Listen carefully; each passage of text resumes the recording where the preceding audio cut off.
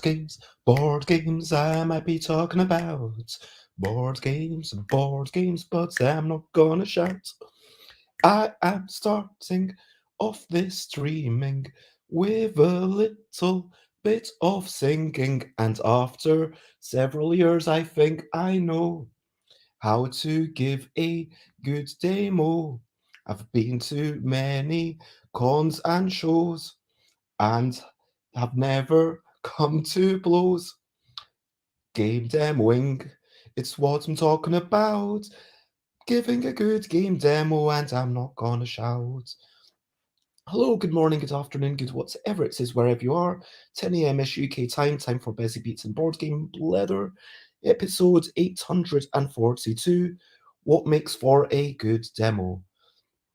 So, I'm going to tell you about what I think would be good for a game demo, and hopefully, if someone's thinking of demonstrating with me, then this will let you know what I'm kind of looking for. Before I get into it, I should say that I think that a demo is only like one third of what I try to do at a typical stand. So when I'm at a convention, I kind of think of it like three approaches. One is okay, maybe four actually. Like one is like managing the space of the stand and like the stuff that I do. It's like not within work hours setting, and obviously I do a bunch of interviews, but that's not for other people. For other people, firstly, it's greeting people, get inviting them into the stand, even if they aren't interested in any of my games. I like everyone to get a sticker. Maybe hey, would you like a catalog? And or maybe give them a little coaster, I don't know, something that would make them smile. Secondly, yes, entice them into a demo, but only if they're the right person for that. I don't want people sitting down at a demo if they are not going to like the game, because if that happens, then there's been a bad judgment, either insufficient information was given. Mistakes happen, and for sure, sometimes if like 10% of the time someone says, "Oh, that wasn't really a game," that's okay. But you want to assess whether the person is right for any of the games, get them into a game that they will be likely to enjoy, and teach them the game and get them having a good time with that game. And then thirdly, yeah, the selling stuff is a good thing. And I regularly at UK Games Expo have one person just behind the shop, so to speak. And it's like, hey, this is a bunch of stuff, and let me give you a quick 10 to 30-second explanation of all of these as you would like. But the actual demo is, I think, the most important thing, because a good demo um, means that people are able to play it correctly with their friends. It means that they're excited to go off and play it. And a good demo means that, yeah, people are more likely to buy it, but they feel like, hey, that time spent at that stand was really worthwhile. And honestly, that's my number one priority, that people coming to the stand and spending time at the stand have a good time. That is absolutely the number one priority. I mean, yeah, it's part of the reason why I, give stuff away, why I do the 2 p.m. events, why I, give stickers away. But yeah, sure, I want to sell stuff, but that will just follow naturally, I hope. Anyway, let's talk very briefly about recent highlights, live life and scene sites, recent highlights, playing games and other delights. Recent highlights. Um, Bits of pondering, a bit of, laying back and relaxing, a nice warm shower, enjoying the sunset. Today, it's a misty day. I'm not going to lie, I'm sure that going outside is going to be miserable, but I'm definitely going to get outside, go and see the ducks in the mist, because that's not something I've seen. So I like a little bit of excitement with the mist. I should go before it clears. And I did watch the end of El Vecino, The Neighbor, a Spanish language TV show I think it's got 18 episodes, and it's I prefer the start where there's more mystery to it. And it's like as soon as by the end of from the start of the second episode, there's some lovely stuff, um, fantastical stuff, and one of the best sex scenes that I've ever seen with like the cosmos and everything. It's very romantic with these two superheroes making out. But yeah, the neighbor. If you like the idea of a superhero, but it's about how that might happen and the corruption of, politicians and how petty disputes impact even these big events. It's a really good show. Brilliant thing, brilliant thing. What's a little thing which is brilliant? I've already talked about how brilliant a demo is, but yeah, some people do just put their games up, and with a book, you might just have people flicking through and saying, okay, that's it. And sometimes, but with a demo, okay, from a cross commercial perspective, it sells more copies. From a validation perspective, I love to see people enjoying my games and are there. Um, from even if it wasn't my game, just getting other people and sharing the love of a game. And demos are a way of sharing that love. Demos are a way of not just teaching the rules, but also maybe explaining a little bit about how to enjoy it, guiding them towards the um their best experience. Hello, Jane. It is lovely to see you. It's on Netflix. I don't know if you're on Netflix. I'm curious. But anyway, yeah, I'm going to get to the main topic. As always, do feel free to comment, ask questions from like follow, and if you've got any questionably quick questions, then chuck them in. But also, I have a long list of what makes a good demo. Hopefully, this will be useful for anyone who's maybe planning to do a demo at a convention in the future. Firstly, like, who the hell am I to say all these things? I published my first game, I want to say, in 2015, first Kickstarter in 2014. I started playtesting in public, as in, yeah, I playtested in pubs, in the park on a sunny day, in Parliament Square, and also at Dragon Meet. I think it was either 2013 or 2012, where I felt, yeah, this is me. I'm not just playtesting with other designers. I now finally have the confidence in my own game to be showing it to other people. And so that was a super lovely thing. And I hope you enjoy The Neighbor, Jane. And yeah, let me know what you think. Um, so yeah, that's who I am. Since 2015, I've been to a large number of conventions per year. I'm going to say I've slowed down in recent years. It's come down to about 10 conventions a year. In 2015, 2016, I was probably going to about 16 conventions a year because there's a lot. And if you're thinking, will this? And also, I've done demos at shops, going to leisure games, going like the first year that I was selling in a bind. I mean, I was basically paying my transport costs to go around the country, and I think it was probably if I include like the different places I did demos of it, it must have been like good 26. And I know that there's people who do stuff for other companies and they do it even more. I'm not saying but I've got some awareness. So firstly, how what do you do beforehand? What do you do before you get to the place? Firstly, the most important thing is to know the game. Sure, read the rules. If you've seen a how to play video, check that. If the person who's bringing you to the convention has supplied with you with a, hey, here's the main points of the game, or here's how to teach, check that out. Ask any questions, because as a publisher, designer, convention organizer, if people ask me questions, then I know what is uncertain. And so I can give people clearer information. So please, please, please, if you're helping me out, please do ask if you've got anything. But yeah, just know the game. Too many times I've seen people working for bigger publishers where they've had less than a week with the game and then they've just not had time to deal with it, and maybe it's a bit more of a complicated game, and then I don't, yeah, and I've actually learnt the game and taught it to a demonstrator, which is really not a good thing. I mean, that suggests to me that either the demonstrator wasn't doing a good job or the publisher didn't support them well enough. And obviously, I've got limitations on how much I can support people, but my ideal situation would be, hey, here's the game in as long ahead as I can possibly give it to you, and then to say, hey, we can do a demo, maybe you can teach me the game, pretend that I don't know it. And this way, you know if you will actually know the game.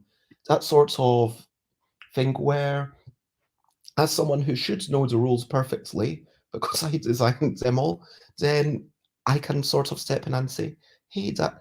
So practice teaching. I mean, once you get the game, teach it at least once to your friends if you can.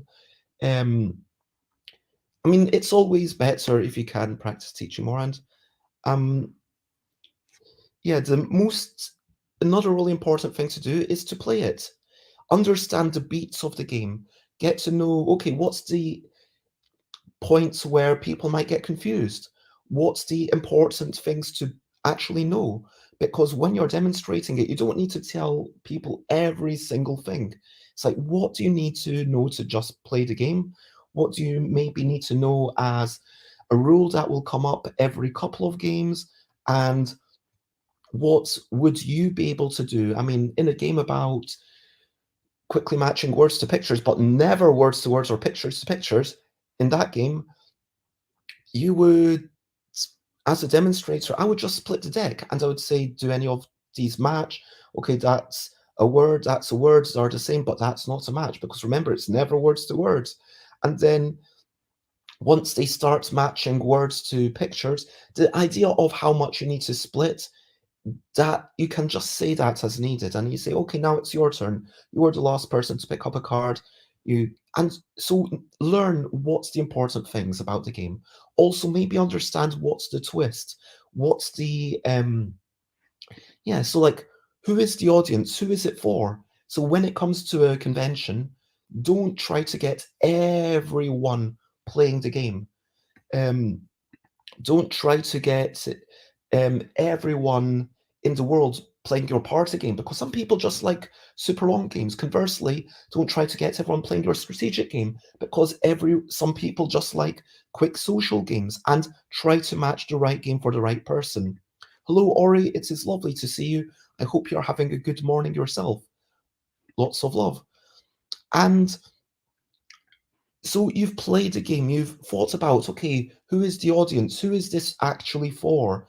And what is the cool bit of it? Because that twist, that cool bit, I mean, hopefully it'll be made obvious with the publisher or designers or convention organizers' materials to you, but you will understand, okay, the cool bit of Wibble is that not only do you have to use the two cards in the middle, but also you have to use a letter from every card in front of you. And I always do that hand motion to show that it's going to increase and increase.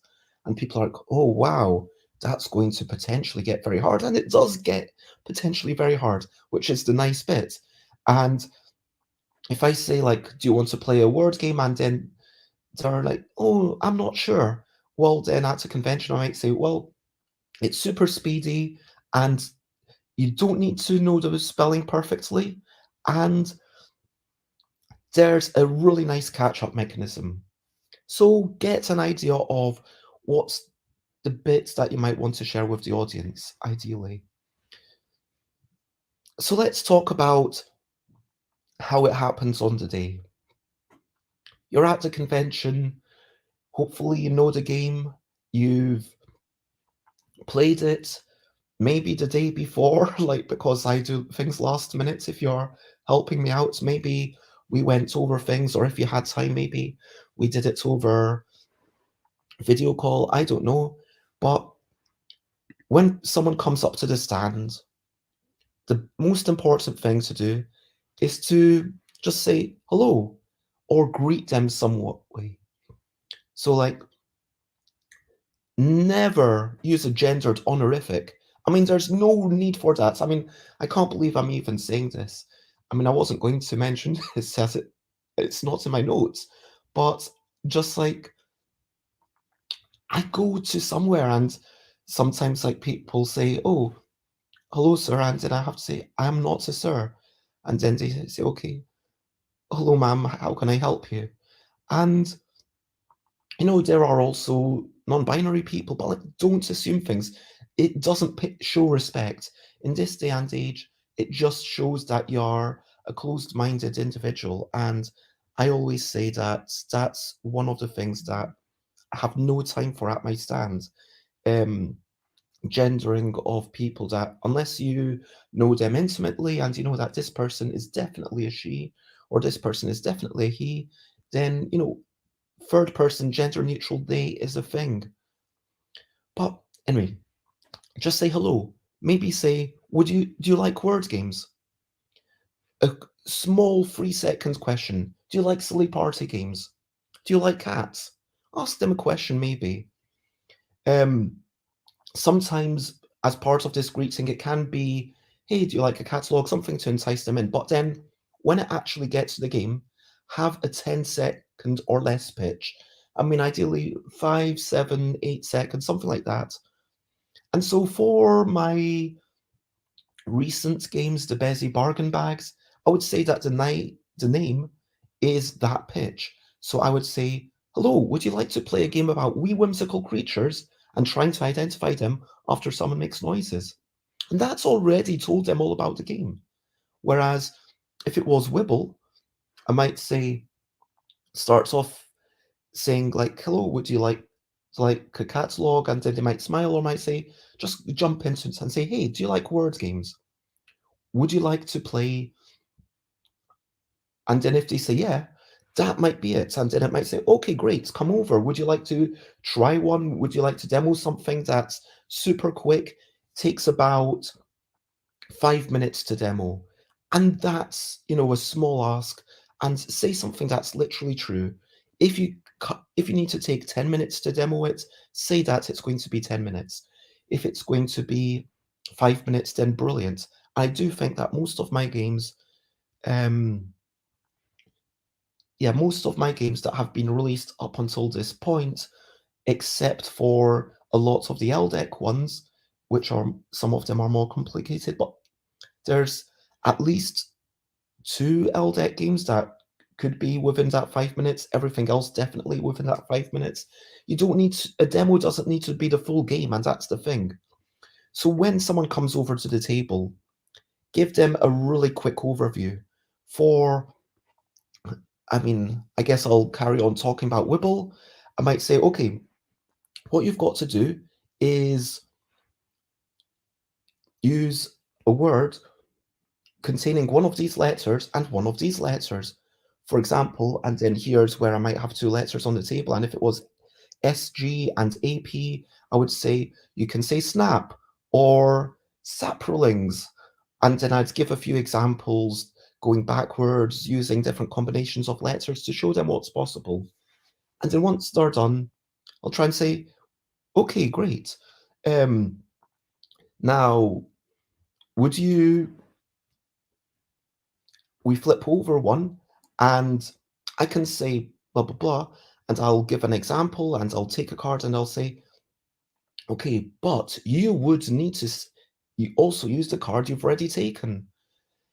And at this point, after a minute or two, I will literally ask them, would you like to keep playing? Usually people say yes. With a game about cute comical creatures and trying to identify them after some makes noises, I would give the noise, I would get them to vote. I would say, okay, great. Would you like to keep going? And if they say yes, then I would give the card to the next person, get them to make a noise and carry on round. If they say no, then great. I've saved them time. I've saved myself time. I might say, okay, that's cool. Is there anything else you'd like to have a look at? And don't That's the key number one. Again, going back to what I said at the start, making sure everyone has a good time at the stand. And maybe, like, if someone's got the confidence to say, you know what, none of these games are really for me. I enjoy games that tell a long story. Then say, well, thank you for telling me. You know what? You are brilliant. And I hope you enjoy the rest of the convention. Because that's a nice interaction. And just because they're not a customer doesn't mean that you can't be a good human being. Do you know what I mean? And again, I hope that some of this stuff is a no-brainer. Um, yeah, tell people the rules as needed. Ideally, show and tell. Show them what's going on, show them the cards, explain what's going on. If you've got the rules reference sheets, then put that in front of them. I mean, most of my games don't, but for other games, for a more complex game, put that in front of the people because they exist for a reason. It means they can read the text if that's how they learn. They can watch your hands pointing at the pieces if that's how they learn. They can listen to you if that's how they learn. And you're hopefully doing all three of these things, allowing them to read, to listen, to watch, and maybe even to do at the same time. And for Yogi, I would say, okay, this game's super easy. I draw a card, I read it aloud, one finger touching nose, and then I put the card down and I wouldn't say anything because they see I'm putting the card down. I don't need to announce every single thing. And then I do what it says. And now it's your turn. So would you like to play? Great. Draw a card, read it aloud. Okay. Now, if you ever stop doing what that card says, then you lose the game. And in that instance, yeah, I'm aware that I stopped touching my nose for a little moment. And some of the rules are going to be wrapped up into potentially that 10-second or 20 seconds, explanation right at the start. But reiterating, repeating those key bits of information is not a terrible thing. Feel free to repeat the vital parts. I mean, and potentially skip the less important parts. Like, if I'm teaching Gwibble, I don't ever tell people what's a word. People just assume that, hey, we're not going to be using names of people or places or companies.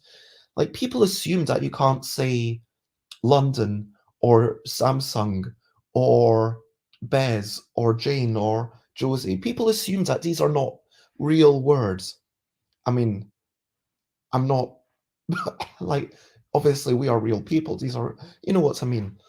And there are other games where you can use these things, but people assume that for a word game where it's a game about spelling stuff and recalling stuff. If someone ever makes a mistake and does that, then I tell them the rule at that point. I say, okay, well, and if it wasn't their third card, I'll just let them have it anyway, because make them happy. What does it matter? If it is their third card, though, then that would reset the round. So I'll maybe say, okay, I'm not going to give that to you. I do apologize. I didn't say all the rules up ahead. Except that you didn't say all the rules up ahead. Because people, if they get something wrong, people might be like, oh my gosh, did I make a mistake? People are sometimes scared of learning games. It's something that I think is a little bit putting yourself into a position of vulnerability. Wherever there's a power disparity, if there's a boss and someone who's working for them, or if there's in a relationship someone with more money and someone who's kind of dependent upon them, a parent and child, or indeed when you're going over to learn a game and there's someone who knows the game perfectly, or is teaching it at least, so they know it better than you, and you're coming there learning the information. There is a imbalance of power, and it can be a little bit scary. So to have someone say, hey, it's okay, I was the one who didn't tell you all the things ahead of time, that can be a really nice reassurance. But yes, just tell them when they need to know. And similarly, if someone says something wrong, I'll say, okay, it's the first person to say, but if you say something wrong, you're not allowed to say something else for that turn. And I'll say that the first time someone says something wrong. Similarly, the first time that we're not sure who was first, I'll explain the rules for that. Pardon me, for the record, it's the person who said the shorter word, or if they're the same length, it's the person who said it first alphabetically. But normally it is always the person who finished saying the word first. If you can tell who it was, then all the better. Anyway, so yeah, don't be one of these people who tells them 3 minutes of rules and then gets them playing. Even that is probably too much for any game that has 3 minutes of rules. Just get them started. There is a slight exception with speed games, and so with a game about quickly grabbing creatures that are totally different and counting your turnips or beetroots or radishes, although I wouldn't be demoing radishes to start off with, but I would show them the creatures. Hopefully I've got it laid out. I would say, okay, these are the number of eyes, these are the different body shapes, these are the legs. That's all that matters. Every card needs to be totally different. So this is a match because one thing matches. I can't grab that. I could, however, grab this. Boom. And now I can grab that old thing that I couldn't previously grab. And everyone's doing this at one time. If you're ever stuck, take a break, take a beetroot or turnip, whatever I'm playing, and then go creature, vegetable, creature, vegetable. But if you grab more than 5, you lose. Now, would you like to play? And that's typically a bit more than the 30 seconds I'm aiming for, but because it's a speed game, once people are actually playing, they need to know all that stuff. And with Grabble, I need to tell them not only how to match stuff, but also how to slam, when exactly to slam. So with a game about quickly grabbing creatures that are totally different and counting your beetroots, let's say, I would at this point shuffle all the stuff face down and say, okay, now who's playing? Okay, great. Flip over a card, and then they flip over a card and say, if it's a vegetable, probably put it back down. And then I'll say, okay, flip over the next card. I'll guide you through your first couple of turns just to make sure you understand everything. And I will, once they've got 3 creatures and I'll say, okay, any other questions? And they'll say no. So I do need to front load a lot of rules in there. Not that it's the most complicated game, but still give them the rules once more as needed, and don't be afraid to reiterate and repeat. One thing I'll say is vary your tone. Have some excitement. Like, there's no space for having like a monotone. And even in the case of giving the name of a game, I always like to say a game about quickly matching words to pictures, but never words to words or pictures to pictures. For me, the hand gesture is almost part of it. And think about what you're saying. A game about wee whimsical creatures and trying to identify them after someone makes noises. It's like almost 3 bits. It tells you the 3 things that you're doing in that game. And try to empathize with people. But yeah, have some excitement. But this feeds into my last point, which is really to stay energized, fed, watered, take care of yourself. If you're at a convention place with me and you need a break, please take a break. Go back and have, if you are like, oh, I just need a couple of minutes, go back, have like a bite to eat. If you need like a wander, do what you need. Tell someone else so that we know where you are, obviously. But like, but if you need like, okay, I really need just 10 minutes to wander around, that's okay. Make sure that you, yeah, feed yourself. I try to remember to give people lozenges. I don't always do the best job, but please help have lozenges. Please drink water. I always try to have some um, effervescent vitamins, which means that I'm more likely to actually finish the whole liter of water, which is still probably not as much water as you should drink in a day, but it's a decent minimum. Yeah, make sure that if you normally eat at a certain hour, mention that. to the organizer so that they can give you that time and make sure that you're fed and you're feeling okay. Take a bit of time to wander around and see other things. Like and if you're just getting tired of a game, maybe say to the person, hey, can I swap games? Or hey, I'm going to be in front of house for a moment and invite people in. Change it up, do whatever works for you, and be mindful of what works for you. Hope that makes sense. The one thing that I do want to say is about house rules. Um, as a person teaching games that I got, I will sometimes house rule stuff, like especially if it's a party game and it's just like, okay, we play to this many points. Well, I might just, if I'm teaching it with friends, I would say, well, shall we stop at this point? Or I might suggest tweaks. But if you're making house rules, make sure that they're well thought out. At a publisher's stand, conversely, please, please, please clear everything with the publisher. I mean, I've seen people where they said, oh, I, for Grabble, I just assume that people are correct. I don't get them to pass left and then check each other's. But no, that's a major part of the game.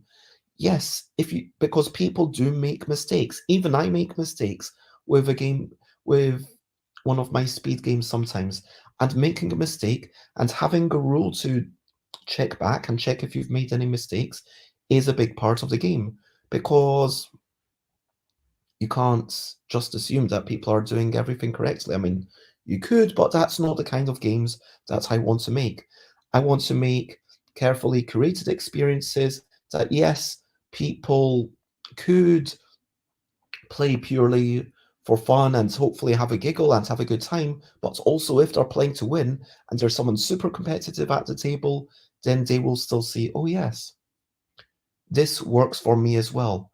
I mean, Yogi, it's one of the silliest games out there, but if you're playing super competitively, that will make the game more fun for everyone else, not less. It's not like Snake Oil, or sorry, I shouldn't badmouth other games. It's not like, and maybe one day I will make, Snake Oil is actually a marvelous game.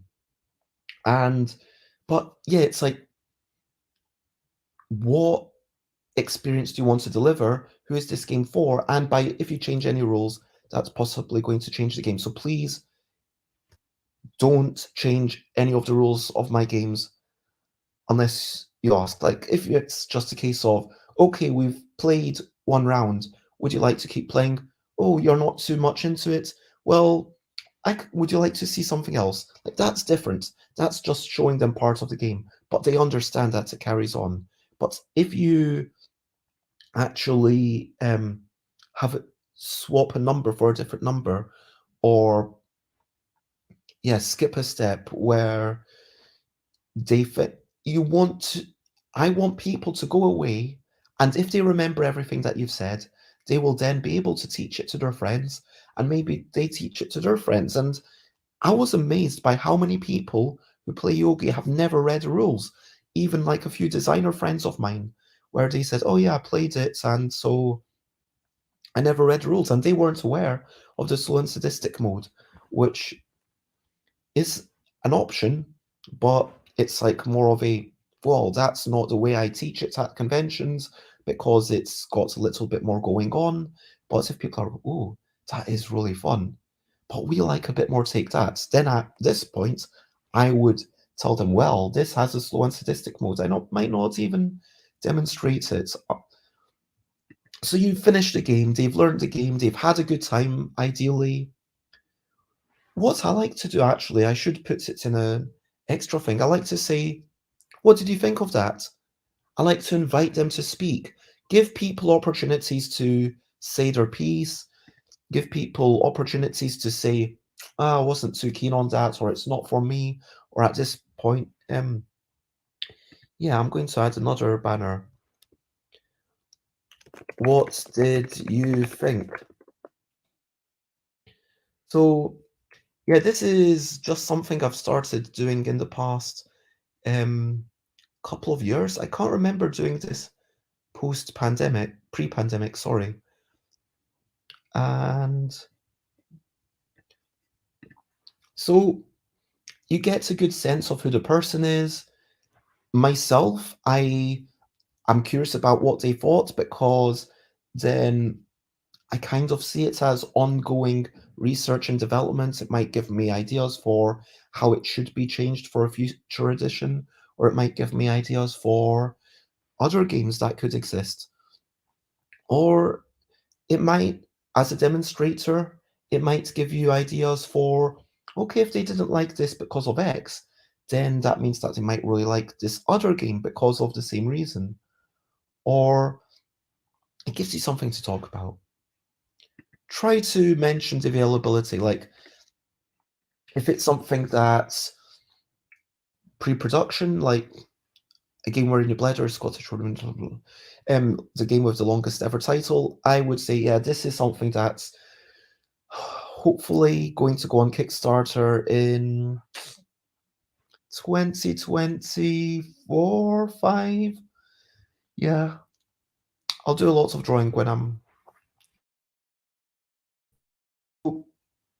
But otherwise, if it's already available, like most of my games are, I might say, oh, and if you would like a copy, then it's a £5. Or if you would like a copy, we're selling them at £9 each. But remember, you can buy, if you want to play with 6 people, you can do that with 2, or if you want to play with 9 people, you can play that with 3. So we're offering a multi-pack deal where you can buy all 5 of them for whatever the price is. I will probably offer some sort of multi-pack deal at UK Games Expo 2023 for a game about quickly grabbing creatures that are totally different, counting your vegetables. But yeah, tell them the price. Let them know, oh, and we've got copies available if you want to buy it. If it's about to run out, say, oh, and we're probably don't have that many copies. We might run out, but yeah, if you want it, it is there. Let them know. Suggest another game. And at this point, this is where, if they're having fun at the stand, I like to keep them at the stand as long as they're having fun, as long as they're having a good time. Try to make the groups as big as possible. So if you say, hey, would you like to try that game that people are just starting off there? Like, be mindful of what's going on at the other tables. If there's 2 people starting a game that could play up to 5, then obviously, if you've got 2 or 3 people at your table, try to get them all together. And then it means that it's more, yeah, I hate saying this, but yeah, it's more efficient. And so one person can teach everyone rather than multiple. Yeah, like bigger groups are just better, and it's more of a party vibe. Most of my games do well at bigger player counts, and meeting other people around a new game is always nice. But for our own energy, for our own, okay, I want to reach as many people as possible, it just allows me to do that, to get people into the same groups, if that makes sense. So yeah, think about what they would actually enjoy. If they would like to play something slightly slower, then offer them something slower. Or if nothing at the stand is right for them, then feel free to say, well, yeah, I'm not sure any of these things are going to be perfect for you, but if there is anything that you'd like to have a look at, please do let us know. Otherwise, I hope you have a most wonderful UK Games Expo, or whatever it might be. I'm just talking about UK Games Expo because that's where I have a lot of people. And it's like probably the busiest convention I now go to as a trader, since I decided I wouldn't have a stand at Spiel, which I'm really happy for. Meant I could picture lots of games. And yeah, I mean, I've been to Cannes, but That's way out of my price range as a trader. But yeah, so you've done that, and it's always nice at some points. So you don't have to do this constantly. This is kind of the advanced technique. But at the end of the day, or maybe in the middle, have a ponder. What went well? What went badly? Was there something that you did or said that people really engaged with? Was there something where you taught a rule where people were being confused by it? Is there something that you've noticed that you really have to repeat and you really have to make sure that people understand? So, all of this sort of feedback is something that can be um, pondered. And I like to do a debrief at the end of each day. And if you've got something to share with the group, then obviously that's great.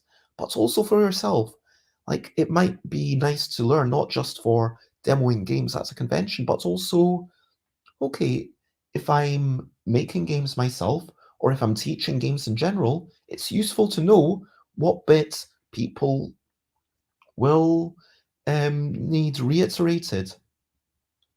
So yeah, that's the end of my show. And at this point, I hope this has been useful. I hope that, as always, if you've got any questions, then please write them that down, ask them that now, and I will answer right now. Or if you're watching this when I'm no longer live, I do reply to every respectful comment that I see.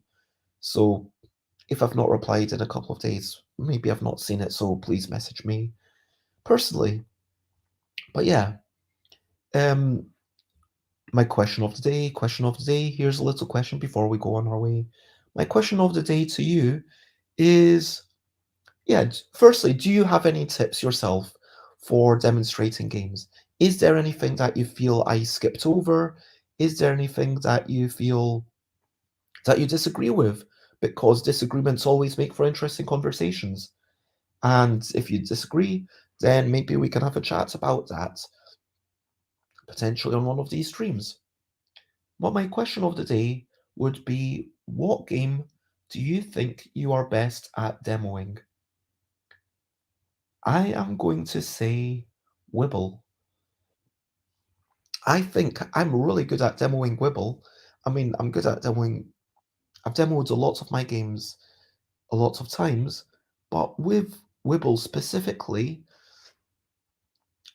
because I've gotten good at it, when the two cards are in front and I can give a lot of the examples of the kinds of words you can make, and I've played it enough that I typically know exactly what point to bring in each new piece of information in. Also, Yogi, I'm really good at the quick 30-second explanation. I'll say, oh yeah, this is a game where cards tell you to do things like one finger touching nose, one finger touching ear, two hands touching card on top of head. But you need to do them all together and it gets harder and harder. Would you like to give it a go? And I'm really proud of that 20-second, I don't know what it is, but I count that as the 30-second explanation. So I'm quite proud of that because, again, I know the cards well enough that if someone says one finger touching tummy, that's not a card that actually exists. And I almost have like two hands touching, because two hands touching gets it really hard, and a card on top of head, and then I need to draw the next card. And I forgot just there, but going for the motion of drawing the card. So yeah, I just think that the game that you demonstrate the most is probably going to be the game that you get the best at demonstrating. Okay, so that's me done. Over to you. What are you up to? You can share, Bosley, if you want to. What are you up to after this stream? Let me know. Is there something you need to do? Something that you want to do? Please share. I promise that I care. Before 9 a.m. tomorrow, I do need to do some posting, like preparing of posts so it can be posted straight away. I need to get in touch with everyone who helps me at UK Games Expo because I want to get them stuff. Yeah, other than that, I'll see how I feel. I might do some solo testing. I might meet some people. I'll definitely have a walk through the fog. That I'll let you know tomorrow. Recap and wrap up before we finish up. So, to recap and wrap up, demos are brilliant. So, learn the game, practice teaching it, playing, get to know the beats of the game and what's the important stuff. Ponder, like, who's this for? Don't be teaching a game to someone that's not going to enjoy it. Think about what's the twist or the cool bit so you know to mention that, and maybe mention that with a little twist in your voice, like a game about quickly matching words to pictures, but never words to words or pictures to pictures. I mean, a game about quickly grabbing creatures that are totally different and counting your beetroots. Greet them, say hello, maybe a 3 second question, maybe a 10 second pitch. Give them an overview or demo. Ideally, that's 30 seconds or less. But sometimes, like with yeah, some of the games like Grabble, you have to tell all the rules ahead of time. Give them the rules as needed. Show and tell. Show the visuals, share reference sheets if that's available. Vary your tone. Have some excitement in your voice. Take care of yourself. Stay energized, fed, watered. If anything untoward happens, let the convention organizer know. I mean, normally there should be someone in charge of the booth. If I ever go on a walk, I will normally say, okay, Josie, you're in charge of the booth, or someone else, okay, you're in charge of everything, or Johan, you're in charge. And it doesn't mean that I expect them to then make lots of decisions, but it means that if anyone's got any problems, check in with that person, because out of many, many years, I have once had a problematic experience. And there is one person that I will not, at least one person that I would not happily have at the stand, because, but the one person that I was thinking of, someone told me, oh, I feel uncomfortable with that person. I said, okay, that's fine. And they came along and then they said hello, and I said hello, and but I told them that I would like them to just move on and check out everything else. Because obviously it's my stand and I'm able to ask people to sort of move on because, yeah. Don't do publishers. Make sure you're playing by the correct rules. Ask people, what did you think? That's a nice question. Ask them questions. Sometimes ask them, do you have any questions? Like with the rules. Mention the availability, mention the price and when it's available, if it's available right now, if we're a bit about to sell out. If, in any case, if they don't say, oh yeah, I'd like to buy that, maybe say, oh yeah, and you can go over there, or you can try another game. If you want to try all of our games, that's totally okay. And let them know. Or alternatively, if you say, oh, okay, thanks, and they're probably not going to buy, but they're trying to be polite, and you say, well, do you think there might be another game that's for you? And hopefully, by asking them what they thought or by playing them with them, you'll have some ideas of what they might like. Or it's okay to say, well, thank you very much for playing. And if you want to ask anything or try anything else, then we will be ready to answer you. Otherwise, have a lovely convention. And ponder, like they say, I think it was like Malcolm Gladwell who said you need like 10,000 or 100,000 hours. But people forget that it's not just that many hours, it's that many hours with feedback. And you are getting feedback, you are getting people, you're interacting, but you can also give feedback to yourself. You can also think what went well, what went badly. So that was my show. As always, that was the recap. Check me out, Stuff by Bears, stuffbybears.com/streams. I don't know what I'm chatting about tomorrow.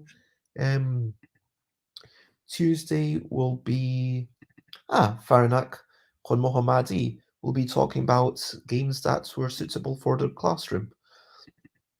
On Monday with Alan Paul, I'll be talking about another type of auctions, and so on. Share, spread the word. Thank you very much, everyone. Lots of love, And for now, the only thing left for me to say is bye, bye, bye, bye. This is a goodbye song to do. Bye, bye, bye, bye. Thank you for watching along. Bye, bye, bye, bye. This is the end of the show. Bye, bye, bye, bye. And now it's time to go. Bye, bye, bye, bye. This is a goodbye song. Bye, bye, bye, bye. Thank you for watching along. Bye, bye, bye, bye. This is the end of the show. Bye, bye, bye, bye. And now it's time to go. Bye, bye, everyone. Bye, bye. Bye, bye.